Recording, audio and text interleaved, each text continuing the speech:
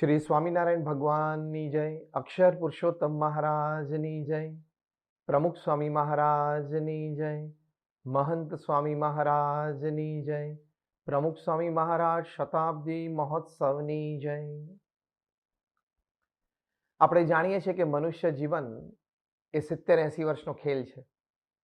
5-10 plus minus ભગવાનની ઈચ્છાથી. અને એ મનુષ્ય જીવન દરમિયાન ભગવાને જે આપણને બુદ્ધિ શક્તિ આપી છે, આવડત કે હોશિયારી આપી છે, આપણે જે ભણતર પ્રાપ્ત કરીએ, અનુભવ પ્રાપ્ત કરીએ આપણા ક્ષેત્રમાં, એ દ્વારા આપણે આપણા જીવનમાં નાની મોટી સફળતાઓ પ્રાપ્ત કરી શકતા હોઈએ છીએ. અને દરેક વ્યક્તિ પોતાના કાર્યક્ષેત્રમાં, પોતાના સામાજિક ક્ષેત્રમાં એ નાની મોટી સિદ્ધિ હાંસલ ચોક્કસ કરે જ છે. વળી સાથે સાથે આપણને એ પણ અનુભવ થાય છે કે આપણા કર્મો અને પ્રારબ્ધને લઈને વ્યક્તિ સુખ અને દુઃખનો પણ અનુભવ કરે, સફળતા નિષ્ફળતાનો પણ અનુભવ કરે. કોઈક વખત કોઈ બહુ સારા સમાચાર હોય તો આનંદ, ઉત્સાહ, ઉમંગ એનો પણ અનુભવ કરે, અને કોઈ માઠા સમાચાર હોય તો તે વખતે હતાશા, નિરાશા, સ્ટ્રેસ, ડિપ્રેશન એનો પણ અનુભવ કરે. આ બધાની વચ્ચે એ આપણું જીવન છે એ ઝૂલતું રહે છે. આપણે સૌએ આ અનુભવ કર્યા છે. અને દુનિયાની 7 અબજની વસ્તી, એમાંથી કોઈ વ્યક્તિ આ અનુભવોમાંથી બાકાત નથી. દરેકને આ દરેક પ્રકારના અનુભવ છે. પણ ઘણી વખત આપણે જોઈએ છે કે જ્યારે કોઈ વ્યક્તિના જીવનમાં એવા સંજોગો ઘડાય, એવી પરિસ્થિતિઓનું નિર્માણ થાય, જ્યારે એ પરિસ્થિતિ, એ સંજોગો દુઃખદાયી હોય, તકલીફ દેનારી હોય, કોઈ આઘાત હોય, કોઈ નિષ્ફળતા હોય, કોઈ શરીરમાં એવો રોગ આવી જાય, એ વખતે ઘણી વખતે વ્યક્તિ પાસે ઘણા બધા રિસોર્સિસ એટલે કે સંસાધનો હોય, છતાં એ વ્યક્તિ હતાશામાં ગરકાવ થઈ જાય, ડિપ્રેશનમાં સ્લીપ થઈ જાય. ડોક્ટર્સ એડવાઇસ, સાયકેટ્રિક એડવાઇસ એની ઉપર આવી જાય, પિલ્સ ઉપર આવી જાય, અને ઘણી વખત તો એ જીવન હારી પણ બેસે, આત્મહત્યા પણ કરી બેસે. એવા પણ પ્રસંગો બને. ત્યારે મનુષ્ય જીવન કેટલું ફ્રેજાઇલ છે, એક વાસ્તવિકતા આપણી આંખ સામે ઉડીને આપણને સ્પષ્ટ દેખાય છે. એટલે હકીકત તો મનુષ્ય જીવનની આ છે કે માણસે પોતાના મનને મજબૂત કરવાની જરૂર છે. સંજોગો અને પરિસ્થિતિને ઘણી વખત આપણે નથી બદલી શકતા, પણ એ સંજોગો અને પરિસ્થિતિ પ્રત્યે આપણો અભિગમ, આપણી વિચારધારા, આપણા વર્તણૂકો, એના આધારે આપણે સ્થિર રહી શકીએ છીએ. જો એ પોઝિટિવ હોય તો આપણને સ્થિરતા પ્રાપ્ત થાય છે, બેલેન્સ પ્રાપ્ત થાય છે. અને જો એ અભિગમ, વિચારધારા કે વર્તણૂક એ નેગેટિવ હોય, ડિપ્રેસિંગ હોય, તો આપણે જીવનમાં હતાશા અને નિરાશામાં ગરકાવ થઈ જઈએ છીએ, અને જીવન ક્યાં જતું રહે એ ખબર ન પડે. બહુ જ મોટા એન્ટરટેઇનર, કદાચ પૃથ્વી ઉપર સૌથી મોટા entertainer Elvis Presley, the king of rock and roll, એટલા પ્રસિદ્ધ હતા, ખૂબ ધન કમાયા. એમના બાયોગ્રાફર માઇક સ્ટોને એમના વિશે વાત લખી છે કે Elvis is only the second person in history to become famous by the first name after Jesus. કે જીસસ ક્રાઇસ્ટ પછી પ્રથમ નામે કોઈ વ્યક્તિ પૃથ્વી ઉપર પ્રચલિત થઈ હોય, લોકપ્રિય બની હોય, એ એલ્વિસ છે. એલ્વિસ પ્રેસ્લી જ્યારે 21 વર્ષના હતા ત્યારે 78થી વધારે એલ્વિસ પ્રોડક્ટ્સ માર્કેટમાં હતી. એટલી પ્રોડક્ટ્સ એમને એન્ડોર્સ કરેલી હતી. પોતાના જીવનકાળ દરમિયાન અને પછીથી એવું કહેવાય છે કે એમની 500 મિલિયન રેકોર્ડ સેલ થયેલી છે. That makes him the largest selling entertainer upon this earth. એમને કેટલા બધા ગ્રેમી એવોર્ડ્સ મળ્યા છે. 1971ની સાલમાં તો એમને Grammy life time achievement award મળ્યો છે. એમને અમેરિકામાં one among the 10 top most inspiring youth એનો એવોર્ડ પણ પ્રાપ્ત થયો છે. આંતરરાષ્ટ્રીય ક્ષેત્રે પણ ખૂબ મોટી ખ્યાતિ. એમની લાઈવ કોન્સર્ટ ચાલતી ત્યારે આપને આશ્ચર્ય થશે કે એમનું જે ફેમસ સ્વિવેલ, 2 હાથ જમીન ઉપર મૂકી અને પગ ફેરવતા, એમ જેના લીધે પ્રસિદ્ધ હતા. પછી પોતાનું લેધર જેકેટ છે કાઢીને ઓડિયન્સમાં નાખે તો એના થોડા સમયમાં ટુકડા થઈ જાય. લોકો એક નાનો લેધરનો ટુકડો ઘરે લઈ જાય અને આજ સુધી લોકો રાખે છે લિવિંગ રૂમમાં, કે અમે લોકોને કહી શકીએ કે once upon a time I attended Elvis live. મેં એમને લાઈવ જોયા છે. એક ફિનોમિનલ, એક દંતકથા સમાન એમનું જીવન, અને હન્ડ્રેડ્સ ઓફ મિલિયન્સ ઓફ ડોલર્સ પોતાની આ કળાને લીધે પોતે કમાણા. એક્ટર પણ એટલા સારા, ઘણી બધી બોલિવૂડ હોલિવૂડ ફિલ્મ્સમાં પોતે આવ્યા. એ એલ્વિસ પ્રેસ્લી પોતાનું most famous composition how great thou art એક વખત વગાડતા હતા. એ વખતે એમના સેક્રેટરીએ સાહજિક જ એમને પૂછ્યું, sir how are you feeling? તમને કેવો અનુભવ થાય છે? તમે અત્યારે સિદ્ધિ પ્રસિદ્ધિના શિખરે બેઠા છો, વિપુલ પ્રમાણમાં તમે ધન કમાણા છો, રોજ સવારે અહીંયા મેમ્ફિસમાં એસ્ટેટ ઉપર 200, 250, 500 લોકો તમને જોવા માટે આવે. દરરોજ કે દર બીજા ત્રીજા દિવસે એટલે કે અઠવાડિયામાં 3-4 વખત તમે લાઈવ કોન્સર્ટ્સમાં હો. કોઈ ઇન્ડોર હોય તો 500-1000 માણસ હોય, આઉટડોર હોય તો પેક્ડ સ્ટેડિયમ્સ હોય 50-50 હજારના. Sir how are you feeling? તમને કેવો અનુભવ થાય છે? તે વખતે નિરાશ વદને પિયાનો પરથી 2 હાથ નીચા નાખ્યા અને એકદમ નેગેટિવ બોડી લેંગ્વેજમાં એક્સપ્રેશનમાં આવી ગયા, જ્યાં ખુરશી ઉપર બેસી ગયા. અને એલ્વિસ પ્રેસ્લીએ પોતાના સેક્રેટરીને કહ્યું કે આઈ એમ ફિલિંગ અલોન. મને એકલતાનો અનુભવ થાય છે. અરે ભાઈ સાહેબ, આટલી પ્રસિદ્ધિ, આટલી લોકચાહના, આટલું ધન, અને તમને એકલતાનો અનુભવ થાય છે? મનની મૂંઝવણ, કદાચ વધારે પડતી અપેક્ષા, પણ એની સાથે એ રહી ન શક્યા. એ વાતને હેન્ડલ ન કરી શક્યા. એ એકલપણાનો જે અનુભવ એમને થતો હતો, એના લીધે જે એમને ઉદાસી આવતી હતી, એના લીધે ઘણી વખત એમને ડિપ્રેશનના બાઉટ્સના અનુભવ થતા, ડ્રગ્સ પણ પ્રિસ્ક્રાઇબ ઘણાય લેતા. પણ that took the toll on him. અને 16મી ઓગસ્ટ 1977ના દિવસે 42 વર્ષની ઉંમરે એલ્વિસ પ્રેસ્લીએ કહેવાય છે કે ઓવરડોઝ ઓફ સ્લીપિંગ પિલ્સ લીધો. એ બીજે દિવસે ન ઉઠ્યા. હી કમિટેડ સુસાઇડ. એમને આત્મહત્યા કરી. ત્યારે આપણને આશ્ચર્ય લાગે કે આવું હોઈ શકે, આવું બને. પણ જો ઘણી વખત આવા પ્રસંગો આપણને ઇતિહાસના પન્ના ઉપર જોવા મળે છે કે વ્યક્તિ પાસે ઘણા બધા રિસોર્સિસ, સંસાધનો હોય. એલ્વિસ પાસે કોઈ ઓછા નહોતા. છતાં પણ જ્યારે એવા સંજોગ ઊભા થાય, એવી પરિસ્થિતિ ઊભી થઈ, ત્યારે પોતાની જાતને ન સંભાળી શક્યા. અને આ સંસાધનો છે એ એમને કોઈ કામમાં ના આવ્યા. પ્રમુખ સ્વામી મહારાજ એક વખત અમેરિકા પધારેલા, ત્યારે ત્યાં એમને એક કાર્લોસ વેગા નામના વ્યક્તિ મળવા માટે આવેલા. આપણા એક સત્સંગી હરિભક્તના પડોશમાં રહેતા હતા, અને એમના કહેવાથી એક સાયમ સભામાં સ્વામીશ્રીના દર્શન આશીર્વાદ માટે આવેલા. સભામાં એમને સ્વામીશ્રીના સાનિધ્યમાં ખૂબ શાંતિની અનુભૂતિ થઈ, ખૂબ શીતળતાની અનુભૂતિ થઈ. વ્યક્તિગત દર્શનમાં સભાના અંતે જ્યારે સ્વામીશ્રી પાસે આવ્યા, ત્યારે એમણે કહ્યું કે for the first time I am experiencing calmness, coolness, peace. પછી એમણે પ્રમુખ સ્વામી મહારાજને કહ્યું કે I have luxurious cars, I have big house, I have bank accounts. એ બોલતા તેની વચ્ચે જ પ્રમુખ સ્વામી મહારાજે એમનો હાથ પકડી લીધો ને કહ્યું કે આઈ હેવ ગોડ, અમારી પાસે ભગવાન છે.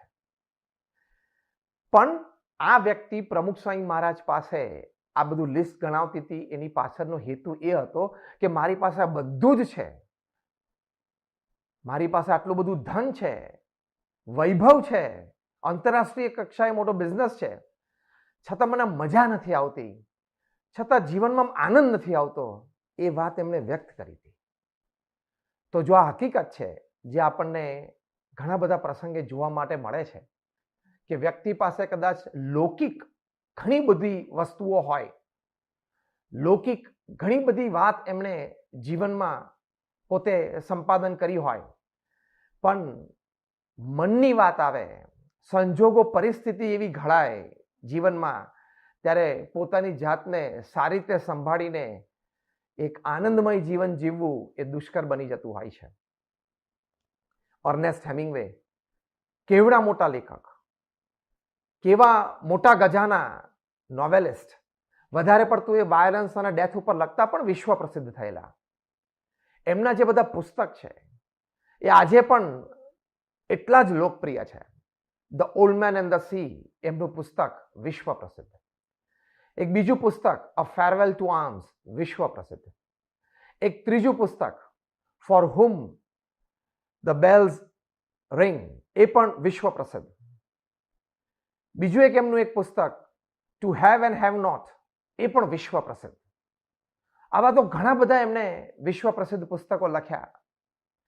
એમની માટે એમને 1953ની સાલમાં પુલિટ્ઝર પ્રાઇઝ ફોર ફિક્શન મળ્યું, પ્રતિષ્ઠિત.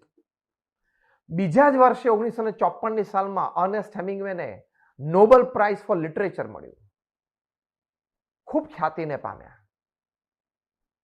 એ વર્ષે વળી ભગવાનની એમની ઉપર કૃપા હશે કે 2 પ્લેન ક્રેશ અને ઉપરાઉપરી 2 પ્લેન ક્રેશમાં એ બચી ગયા. 2 દિવસમાં 2 ક્રેશમાં એ બચી ગયા. પણ શરીરમાં ઘણી બધી ઇન્જરી આવી. લાઈફ ટાઈમ એ ઇન્જરી એમને રહી. એ પેઇન એ અનુભવતા ઘણી બધી દવાઓ દિવસ દરમિયાન અને રાત્રે એમને લેવી પડતી, ત્યારે એમનો દિવસ પૂરો થતો. ઘણી વખત અઠવાડિયાઓ સુધી પોતે પથારીવશ રહેતા. આ બધા સંજોગોથી કંટાળી ગયા. વળી પથારીવશ હોય ત્યારે એક લેખક તરીકે એમના વિચારો તો ચાલુ જ હોય, અને એ વિચારો એ પેન ડાઉન ના કરી શકે, એટલે કે લખી ના શકે, એટલે પછી ગુમરાયા કરે. પોતાની આ દૈહિક બીમારીથી પોતે ત્રાસી ગયા. આ જે સંજોગો એમના જીવનમાં ઊભા થયા, એ સંજોગોને એ પોતે ઝીલી ના શક્યા અને સખત ફ્રસ્ટ્રેશનમાં આવી ગયા, સખત ડિપ્રેશનમાં આવી ગયા. લખવાનું તો બંધ થઈ ગયું, પણ પત્ની સાથે કે અન્ય સાથે વધારે વાતચીત પણ ન કરે, અને દિવસે દિવસે વધારે નેગેટિવિટી આવતી ગઈ. 2 જુલાઈ 1961ના દિવસે 61 વર્ષની ઉંમરે અર્નેસ્ટ હેમિંગવે પોતાની જ ગનથી પોતાના ટેમ્પલ ઉપર શૂટ કરી અને પોતે આત્મહત્યા કરી. Nobel prize for literature. અને આવા વિચારો દુનિયાને આપનાર એ વ્યક્તિએ સુસાઇડ કર્યો. કઈ વાતની ખામી હતી? પણ જ્યારે દૈહિક બીમારી આવી ત્યારે એ પોતે જીવન ખોઈ બેઠા. ત્યારે આપણને એક વાત ચોક્કસ સમજાય છે કે દૈહિક રીતે, બૌદ્ધિક રીતે, સામાજિક રીતે, ભૌતિક રીતે ઘણી બધી સિદ્ધિઓ પ્રાપ્ત કરવી એ કદાચ સહેલી છે, પણ જ્યારે પ્રતિકૂળ સંજોગો સર્જાય, જ્યારે પરિસ્થિતિ તમને સાથ ના આપે, ત્યારે પોતાની જાતને ડિપ્રેશન અને સ્ટ્રેસથી બચાવવું એ બહુ જ અઘરું છે. એ સામાન્ય નથી. મોટા મોટામાં હારી ગયા છે. મુંબઈમાં એક બાલકૃષ્ણભાઈ હતા. હવે બન્યું એવું કે સાહજિક છે, ઘરમાં ઘણી વખત 2 પેઢી વચ્ચે અંતર રહેતું હોય, વિખવાદ પણ રહેતો હોય, એવું આ પરિવારમાં પણ ચાલે. આ બાલકૃષ્ણભાઈ એ પોતે 50 કરોડ રૂપિયાના આસામી હતા. મુંબઈમાં જે ફ્લેટમાં રહેતા હતા એ 3 કરોડનો ફ્લેટ હતો, 8મે માળે રહે. એક દિવસે એમના વૃદ્ધ માતા પિતાએ 8મા માળેથી કૂદકો મારી અને આત્મહત્યા કરી. સુસાઇડ નોટમાં એમણે લખેલું કે અમે આ આત્મહત્યા કરીએ છીએ એનું કારણ અમારો દીકરો અને અમારા દીકરાની વહુ એ જે અમારી સાથે વર્તન રાખે છે, એ જે અમારી સાથે તોછડાઈ રાખે છે, એનાથી અમે ત્રાસી ગયા છીએ અને અમે આત્મહત્યા કરીએ છીએ. એટલે આ સુસાઇડ નોટ મળી ઇન્વેસ્ટિગેશન્સ દરમિયાન. એટલે કોર્ટમાં કેસ દર્જ થયો. કારણ કે સુસાઇડ ઇઝ અ ક્રાઇમ, પણ abetment to suicide is also a crime. એટલે કે તમારા લીધે કોઈ આત્મહત્યા કરે અને સુસાઇડ નોટમાં તમારું નામ અને કારણ લખે તો તમને કોર્ટ જવાબદાર ઠેરવી શકે છે અને સજા પણ થઈ શકે છે. હવે એ કેસ છે કોર્ટમાં ચાલતો હતો. બાલકૃષ્ણભાઈ પોતાના તરફથી વકીલ પણ રોકેલા. 30મી માર્ચ 2005 ને દિવસે આ કેસનો ચુકાદો આવવાનો હતો. બાલકૃષ્ણભાઈ એના પત્ની ને 2-4 દિવસ પહેલા એટલી બધી મૂંઝવણ ઊભી થઈ કે આમાં આપણે દોષિત જો ઠેરશું તો આપણને મોટી સજા થશે, આમાં જો આપણે દોષિત જાહેર થશું તો આપણી આબરૂ જશે અને આપણે શેષ જીવન કેવી રીતે જીવી શકશું, શું કરશું? એટલે રાતની ઊંઘ ઉડી ગઈ, ખાવાનું ભાવે નહીં, કોઈના ફોન લે નહીં, કોઈની સાથે સંપર્કમાં ન રહ્યા અને જજમેન્ટના 2 જ દિવસ પહેલા 28મી માર્ચ 2005ના દિવસે બાલકૃષ્ણભાઈ, એમના પત્ની અને સંતાન 3 જણાએ એ જ ગેલેરીમાંથી 8મા માળેથી નીચે કૂદકો મારીને સામૂહિક આત્મહત્યા કરી. જે બાલ્કનીમાંથી થોડા સમય પહેલા એમના માતા પિતાએ કૂદકો મારેલો, ત્યાંથી એ લોકોએ માર્યો. એ મૂંઝાઈ ગયા, ગભરાઈ ગયા કે મારું શું થશે. તો જો જ્યારે આવા સંજોગો આપણા જીવનમાં ઊભા થાય છે અને જેમ આપણે પ્રથમ વાત કરી એમ કર્મ છે, પ્રારબ્ધ છે, આપણા અમુક કૃત્યો છે, એના લઈને પોઝિટિવિટી નેગેટિવિટી ઉત્પન્ન કરે એવા પ્રસંગો, સંજોગો સાહજિક જ જીવનમાં ઘડાવાના છે. You have to face it, you have to stand steel against it, you have to show your stability, you have to remain firm within. અંદરથી આપણે દ્રઢતા રાખવી પડે, એનો સામનો કરવો પડે, સ્થિરતા દર્શાવવી પડે. એ પ્રસંગોને પણ જીવનમાં સાથે લેવા પડે. પણ વ્યક્તિ હારી જાય છે ત્યારે આપણને ખબર પડે કે દેહની વાત જુદી છે અને મનની વાત જુદી છે. દેહ કરીને ગમે તેટલી મોટી ઉપલબ્ધિ હોય, પણ મને કરીને જીવન છે સફળ બનાવવું, એટલે કે સંજોગો પરિસ્થિતિ જ્યારે પ્રતિકૂળ હોય ત્યારે મન સ્થિર રાખવું, મન મજબૂત રાખવું, એ એક જુદી ભૂમિકા છે. એ વાત એક હકીકત છે. પ્રમુખ સ્વામી મહારાજ એક વખત અમદાવાદથી મુંબઈ ફ્લાઇટમાં જતા હતા. ત્યાં દૂર બેઠેલા એક વ્યક્તિ ઓળખી ગયા કે આ પ્રમુખ સ્વામી મહારાજ છે. એ વ્યક્તિ સ્વામીશ્રી પાસે આવ્યા. ફ્લાઇટ જ્યારે ક્રુઝિંગ લેવલ પર આવ્યું ત્યારે મળવા માટે આવ્યા. એમણે કહ્યું કે સ્વામી જીવનમાં ખૂબ કમાયો. એ પોતે અબોજોપતિ વ્યક્તિ, ગુજરાતી જ, બહુ જ મોટું નામ. સ્વામીને એમણે વાત કરી કે સ્વામી ખૂબ કમાયા, ખૂબ ધન વૈભવ ભેગું કર્યું, પણ હું બહુ જ દુઃખી છું. આમ બોલતા બોલતા તેમના આંખમાં આંસુ આવી ગયા, લિટરલી રડવા માંડ્યા. એટલે પ્રમુખ સ્વામી મહારાજ એમને સાંત્વના આપીને કહ્યું કે ના, વાત કરો.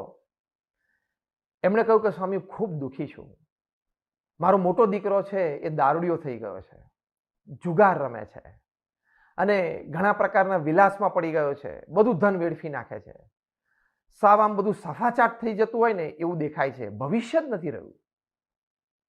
હવે જો અમદાવાદમાં આટલો મોટો બંગલો, આટલી મોટી પેઢી, આટલી મોટી નામના, આટલા બધા કર્મચારીઓ એમને ત્યાં કામ કરે, પણ સંતાન તરફથી જ્યારે દુઃખ આવ્યું ત્યારે વ્યક્તિ અતિશય દુઃખી થઈ ગયા. ઘણા બધા પરિવારોમાં આવા પ્રસંગ બને છે કે સંતાનો છે એ વ્યસની થઈ જાય, અથવા તો કોઈ કુમાર્ગે ચાલ્યા જાય, અથવા માતા પિતાનું ન માને, અથવા કોઈ કુસંગ થઈ જાય અને ભયંકર ખરાબ આદતો પડી જાય. એ વખતે પરિવારમાં બધા દુઃખી થઈ જતા હોય છે.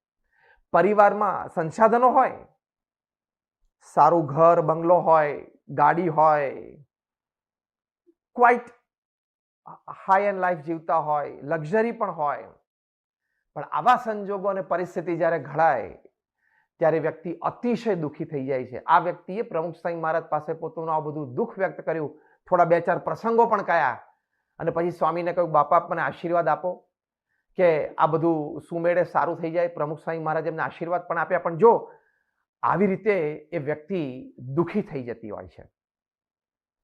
હોલિવૂડના એક બહુ જ મોટા સુપરસ્ટાર સ્ટીવ મેકવીન 1960 અને 70ના દાયકામાં એ પોતે એક મહાનાયક અને એમના બધા જ ફિલ્મ્સ એ સુપરહિટ જતા હતા.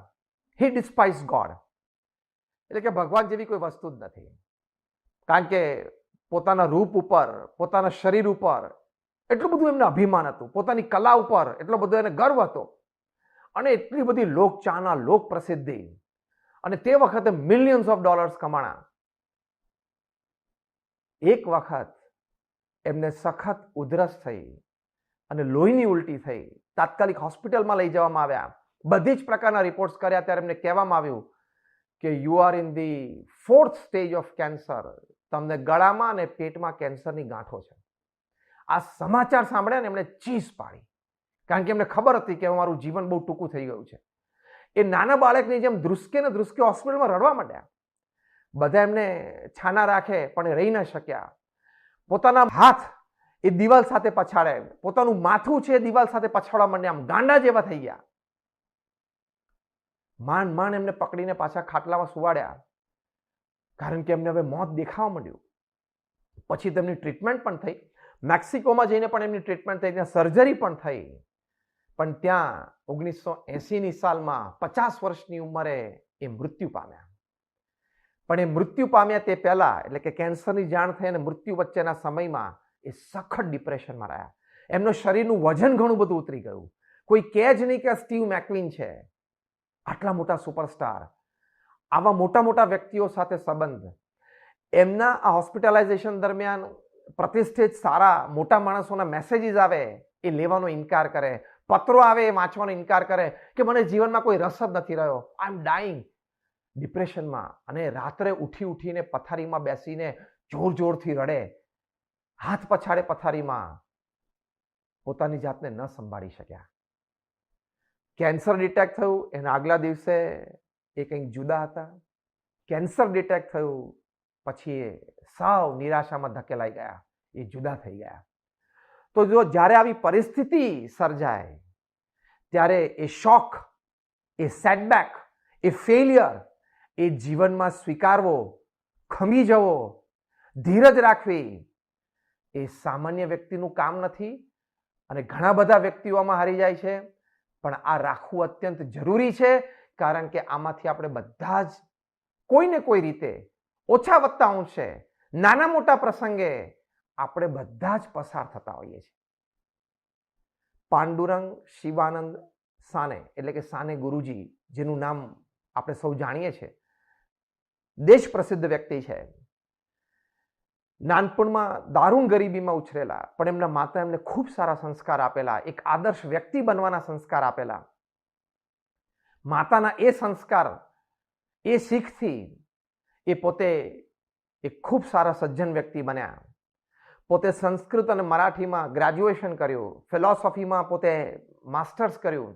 ખૂબ સારા લેખક, ખૂબ સારા વક્તા, સારા સમાજ સેવક, સ્વાતંત્ર્ય સેનાની.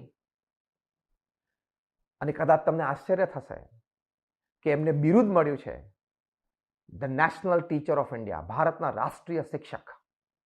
કારણ કે 135 કરતાં પણ વધારે પુસ્તકો એમણે બાળકોનો ઉછેર કેવી રીતે કરવો, બાળકોને કેવી રીતે સમજવા, બાળકોને કાલના આદર્શ નાગરિક કેવી રીતે બનાવવા, એની બધી વાતો એમણે લખી છે. એમાંથી 73 જેટલા પુસ્તકો તો પબ્લિશ થયા છે. એમનું વિશ્વ પ્રસિદ્ધ પુસ્તક એટલે શામચી આઈ, એટલે કે શ્યામના માતૃશ્રી, એટલે કે લગભગ એક બાયોગ્રાફિકલ જ છે. પોતાની જ માતાની, પોતાની કેળવણીની બધી વાતો એમણે એમાં લખી છે. બીજું એમનું વિશ્વ પ્રસિદ્ધ પુસ્તક ભારતીય સંસ્કૃતિ. એમને ઘણા બધા સ્ટેટ અને નેશનલ એવોર્ડ્સ પણ મળ્યા. સ્વાતંત્ર્ય સેનાની તરીકે નાસિકમાં 15 મહિના જેલમાં પણ રહેલા. ત્યાંથી પછી એમને તિરુચી જેલમાં ફેરવેલા. તિરુચી જેલમાં ત્યાં બંગાળી અને તામિલ કેદીઓ સાથે રહ્યા. એ બધા પણ સ્વાતંત્ર્ય સેનાનીઓ. એમની પાસેથી તામિલ અને બેંગાલ ભાષા એમને શીખી. અને રવિન્દ્રનાથ ટાગોરના પુસ્તકો ઘણા બધા એમને મરાઠી ભાષામાં ટ્રાન્સલેટ પણ કરે. એટલે કેટલી તેજસ્વી બુદ્ધિ શક્તિ કે જેલમાં રહીને એક નવી ભાષા શીખવી અને ભાષાંતર કરી શકે, એક અક્ષરની એ ભાષા શીખવી, કેટલી મોટી વાત. પણ જ્યારે ગાંધીજીની હત્યા થઈ, એસેસિનેશન થયું, એ ઘટનાને સહી ના શક્યા. એમને એમ થયું કે શું થશે દેશનું. અને આ શામચીઆઈ પુસ્તક દ્વારા જે એમને ઘરે ઘર બાળ સંસ્કાર પ્રવર્તાવા હતા, એ કક્ષાનું પ્રવર્તન એ સમાજમાં ન જોયું. એટલે એમ થયું કે સમાજનું શું થશે, ભવિષ્યનું શું થશે. એટલે સમાજ અને દેશની ચિંતા એમને ખૂબ વળગી. એક સાત્વિક મૂંઝવણ ઊભી થઈ. પોતે આટલા વિચારશીલ વ્યક્તિ, આવા સારા લેખક, પણ એ પોતાના વિચારો અને ભાવનાઓ પર કાબુ ન લાવી શક્યા. અને એમણે 1950માં 11મી જૂને એક ઓવરડોઝ સ્લીપિંગ પિલ્સનો લીધો અને એમણે આત્મહત્યા કરી. આવી એક સાત્વિક મૂંઝવણથી કે આપણે આટલી બધી સારી વાત કરીએ છીએ, આટલા સારા વિચારો આપીએ છીએ, સારી આટલી પ્રવૃત્તિ કરીએ છીએ, તો સમાજ કેમ સુધરતો નથી? દેશમાં કેમ કોઈ સુધાર દેખાતો નથી? આવી મૂંઝવણને પોતે પચાવી ન શક્યા, એટલે કે દૂર ન કરી શક્યા, અને એમણે આત્મહત્યા કરી. એક બહુ જ મોટા ફિલોસોફર ભારતના, અને એમણે ઘણા બધા પ્રસિદ્ધ પુસ્તકો તત્વજ્ઞાનના લખ્યા છે. એમની પોતાની મૂળ વિચારધારા એ કે વ્યક્તિએ પોતાના જીવનમાં આધ્યાત્મિક ઉત્કર્ષ માટે ધર્મની જરૂર નથી, ધાર્મિક પ્રવૃત્તિઓની જરૂર નથી, ધાર્મિક સંસ્થાઓની પણ જરૂર નથી. વ્યક્તિ પોતે પોતાના વિચારથી પોતાના માઇન્ડને ફ્રી એન્ડ ફિયરલેસ બનાવી શકે છે, અને એ જ સાચો વિકાસ છે. આ વિચારધારા એમણે પ્રવર્તાવી. ખૂબ સારા વક્તા, પણ સાંખ્ય સંબંધી જગત નાશવંત છે એ સંબંધી પણ ઘણી બધી વાતો એમણે લખેલી. પણ જ્યારે એમના દોહિત્ર બહુ નાની ઉંમરે મૃત્યુ પામ્યા, એ આઘાતને સહન ન કરી શક્યા, ડિપ્રેશનમાં સ્લીપ થઈ ગયા, લખવાનું બંધ કરી દીધું, પ્રવચનો બંધ કરી દીધા, અને એવું કહેવાય છે કે સેલરમાં, એટલે કે બેઝમેન્ટમાં જ પોતે રહેતા. છેલ્લે એમનું મૃત્યુ ત્યાં અમેરિકામાં થયું, પણ એ શેષ જીવન હારી ગયા, જીવનમાંથી ઉત્સાહ જતો રહ્યો. ત્યારે આવા ઘણા બધા પ્રસંગો આપણે ઇતિહાસમાં આપણી સમક્ષ છે કે ધન હતું, પણ સંજોગો એવા ઉત્પન્ન થયા તો પોતાની જાતને ન સંભાળી શક્યા. વૈભવ હતો, પ્રસિદ્ધિ હતી, પણ હારી બેઠા. વળી કોઈ સારા લેખક હતા, વિચારક હતા, વક્તા હતા, પણ પોતાની જાતને આવા પ્રસંગે ન સંભાળી શક્યા. શક્તિશાળી લોકો હતા, પણ આત્મહત્યા કરી બેઠા. કાંઈ જ કામમાં ના આવ્યું. સગાવાલા, ધન, વૈભવ, સંપત્તિ, ઓળખાણો, પ્રતિષ્ઠા, સત્કાર્યો, આ બધું કંઈ જ કામમાં ના આવ્યું. ત્યારે આપણને ખબર પડે છે કે દેહની વાત જુદી છે અને મનની વાત જુદી છે. મન મજબૂત હોવું અત્યંત આવશ્યક છે. મનનું ઘડતર થવું એ અત્યંત જરૂરી છે. એ આપણને સત્સંગથી પ્રાપ્ત થાય છે. એકમાત્ર ઉપાય છે જીવનમાં આવા સંજોગો સામે સ્થિર રહેવા માટે, અડગ ઊભા રહેવા માટે, અને એ છે સત્સંગ. કારણ કે સત્સંગ આપણા મનનું ઘડતર કરે છે, સત્સંગ આપણા મનને મજબૂત કરે છે. તો આપણે આવા પ્રસંગોમાં સ્થિર રહી શકીએ છીએ, આપણા સાથેના લોકો એટલે પરિવારજનોને આપણે સ્થિર રાખી શકીએ છીએ. એકમાત્ર ઉપાય છે સત્સંગ. તો એ સત્સંગ એ શું છે? એ સત્સંગ એ આપણા જીવનશૈલીમાં આપણે વણી લઈએ તો આપણને કેવા લાભ છે, એ સત્સંગ દ્વારા આપણને કેવી સમજણો પ્રાપ્ત થાય છે, એ આ પારિવારિક શિબિરમાં આપણને આગળ ઉપર વિડીયોના માધ્યમથી, પ્રવચનોથી ખૂબ સુંદર સમજણ પ્રાપ્ત થશે. આપણને સૌને છે, પણ એ શિબિરથી આપણને વિશેષ દ્રઢ થાય, એ મહારાજ સ્વામી, પ્રમુખ સ્વામી મહારાજ અને મહંત સ્વામી મહારાજના ચરણોમાં પ્રાર્થના. જય સ્વામિનારાયણ.